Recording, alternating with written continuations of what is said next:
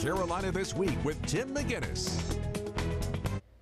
Good morning. Thanks for joining us. A little bit later in the show, we're going to talk about a gun buyback coming up in Conway. But we're going to start off with the big story of the week, probably the biggest story of the year so far, and that's the bombings at the Boston Marathon. We had several runners from our area there. One of them was Bruce Gregory, who's joining us this morning. Talk a little bit about what things were like up in the middle of all of that chaos. Thanks for coming in. Thanks, Tim. Yeah, it was. It actually started out to be a great day. It was beautiful conditions for the race.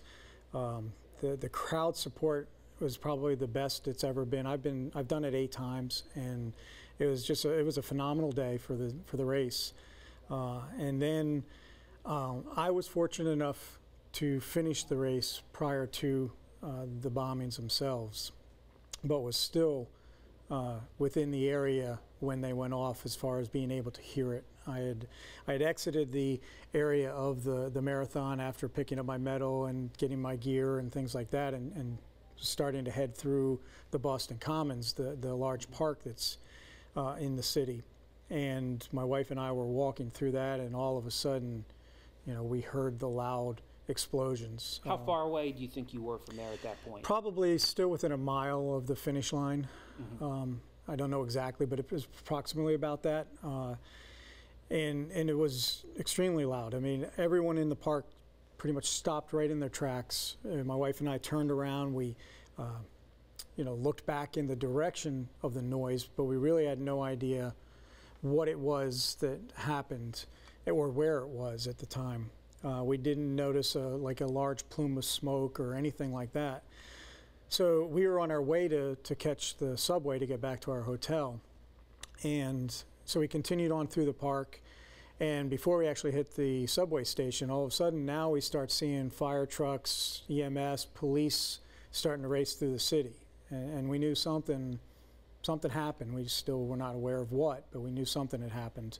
I want to do some background on the Boston Marathon first. This is one of the oldest marathons in the country, dating back to the 1800s, the late 1800s. And we see a lot of people around here with the 26.2 stickers on their car, the 13.1. Of course, that signifies that they're either a half marathon or a full marathon runner.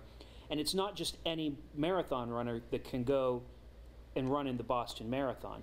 What do you have to do to be able to be a part of that? Correct. It's basically they have set up a qualification standard in order to run in the marathon. And in order to achieve that, you have to run another marathon that is certified with the BAA and hit the standard time or below the standard time. And then from there, apply and register for the race. And hopefully you're one of the lucky ones that gets in. When I first started running it, the first time I qualified here at Myrtle Beach, and so that was in February, and was still able to register and run. Nowadays, the registration closes out within days of the start of it. It's that popular. So many people are trying to run in it. And you have people from all over the country, really all over the world, that are in that race. All over the world. I was reflecting on at the Athletes Village. They stage everyone prior to the run out in Hopkinton at their high school. And I noticed large groups, people with their country flag, and they were all following each other around. I guess that was their group, then to keep them together. That was their marker to identify them and stuff. And there was a group from Korea that was out doing a little warm-up jog, and just, I mean, people from all over the world, every corner of the world are there to race in it. It is probably in the running world, it is the most prestigious race there is.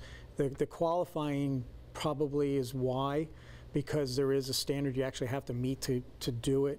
The history also is big. That's a big part of it. I mean, I personally have a lot of connection to it as well, just because I grew up in the state of Rhode Island, attended lots of Red Sox games, and actually worked at Boston University when I was coaching football at the time, and lived right on the marathon route. I mean, I remember specifically the first year I got the job, and the university had put me up in one of the brownstones right in the Back Bay area. And I was kind of flipping back and forth between watching the race and the Red Sox game. And as soon as the lead runners got to Kenmore Square, I went running down to watch them go by.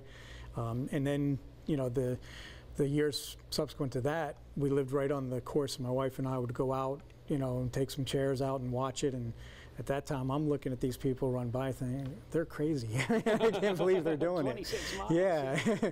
So this is nothing new to you, and you knew the area, you Yes. knew everything. Did you ever think that something like that it would be a target of an act of terror? No, it never would have crossed my mind. It's a special day in the city. The race is big enough, and the city really embraces it. But it's also Patriots Day. It's a holiday throughout the entire Commonwealth, and so there's other events, even, you know, from the Revolutionary times that they're reenacting and things like that go on. It's a pretty special day. People really enjoy that weekend in particular, and the you know, Patriots Day and everything. So I don't think anyone would have ever suspected that would have been a target for. Before the race even started, before you got out there, did you notice security around? Was it something that I've heard that there was, that, you know, people may think that there wasn't much security, and now there will be, but I understand there was some security out there. They utilize the police forces from all over the state, basically, but and each city that the race goes through. You know, one of the unique things about the marathon is it literally splits cities in half. They have to take their fire departments and put them on both sides of the street, because if something happens, they got to be able to go. Right. Same thing with their police force and so forth. They also utilized National Guard. So as you're running, you'll go through some intersections, and it'll be manned by National Guard troops as well as police and things. And I didn't notice anything, you know, under the norm. I thought it was pretty normal, and that they're there, and they're, you know, they're there. The thing that I always notice is they're there particularly to protect us, the runners, try to keep the crowds back and give us our space and things like that. You know, I think obviously there's going to be a great deal of attention to the spectator too now. You don't think of a marathon being a target. Right. Yeah. Let's take a quick break. When we come back, we'll take a look at some pictures that you took while you were up there. And you work at CCU in the athletics department. Yes. And I want to ask you a question about that and how your experiences might translate into any changes here at home. Sure. We'll be right back. Welcome back to Carolina This Week. Joining me this morning is Bruce Gregory. We're going to talk about a gun buyback coming up next weekend in Conway in just a few minutes. But Bruce Gregory ran in the Boston Marathon, was just about a mile away when the explosions happened. You took some pictures while you were up there. I just kind of want you to walk me through some of what we're seeing in the pictures we have here. Let's go ahead and take a look at some of them. Here we go. Well, one of the great things about it is it's not just Marathon Monday. It's an entire weekend event, and some of these pictures here are of actually the finish line, but we're taken on Saturday when we went to the expo. Let's just keep flipping through these. You know, again, my wife took that of me standing right next to the finish line. Yeah. And these are just typical pictures? Right, yeah. I mean, this is all part of it. This is actually on Sunday where they have an invitational mile where they invite some professionals to come down. It's a great event. We're sitting in the bleachers to watch that event on Sunday, and it's a lot of fun. I've watched some of the greatest, you know, distance runners actually participate in that over the years. This is your wife? And that's my wife, Tracy, and we're just waiting for the races to begin. And you know, on Marathon Monday, actually on Sunday it started filling up as well, but on Marathon Monday, that's the VIP section. No idea at this point. No, I mean, everybody's just enjoying the day. Now here, this is this picture here, and this is a typical scene prior to the race in terms of, this was on Saturday morning again. You know, a lot of runners are down there getting their picture taken at the finish line and everything.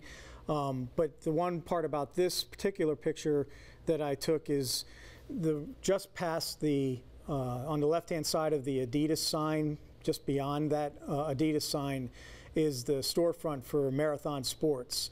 And that is the actual location of the first bomb that went off by the finish line, that particular location right there. Wow. And then the next picture coming up You're one of these runners. I am the gentleman in the orange, Okay. kind of in the center. Yeah, this was a picture that my wife took of me coming down Boylston Street. So I've just passed the 26-mile mark, so I'm in that last .2. You can see my head is turned because I'm looking for her. I knew she was going to be on my left-hand side as I'm coming down Boylston Street, so I'm looking for her in the crowd. And so she took this picture when she saw me coming down. The thing that really hit home to us was when we started to hear the reports and see the news of where the bombings actually occurred.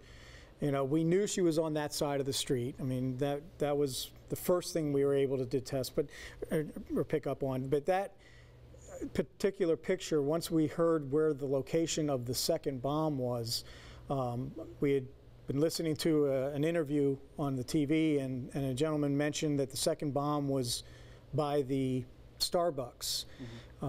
And my wife Tracy looks at me, she goes, I was standing right next to the Starbucks. Wow. So that particular picture, I had just passed a crosswalk, and the location of the second bomb was on the other side of the crosswalk. And that probably would have been, what, about an hour?